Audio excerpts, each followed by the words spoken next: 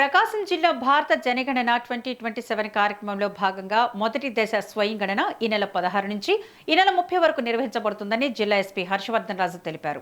అనంతరం మే 1 నుండి మే 30, 2026 వరకు ఇండ్ల గణన ప్రక్రియ కొనసాగుతుందని వెల్లడించారు. స్వయం గణన ప్రక్రియలో భాగంగా ప్రజలు అధికారిక పోర్టల్లో లాగిన్ అయి అవసరమైన వివరాలను స్వయంగా నమోదు చేయాలని సూచించారు.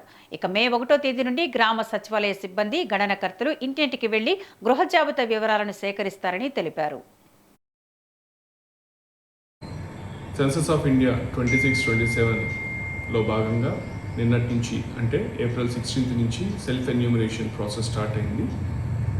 ఆఫీసర్స్ ఎవరైతే ఈ సెల్ఫ్ ఎన్యూమరేషన్కి ఎలిజిబుల్ ఉంటారో ఈ సెన్సస్ ఆఫ్ ఇండియా లాగిన్లోకి పోర్టల్లోకి లాగిన్ అయ్యి వాళ్ళ డీటెయిల్స్ అన్నీ కూడా దాంట్లో ఎంటర్ చేయవలసిందిగా విజ్ఞప్తి చేస్తున్నాము. అలాగే రెగ్యులర్ ఎన్యూమరేషన్ కూడా మనకు మే 1 నుంచి మే 30th దాకా జరుగుతుంది.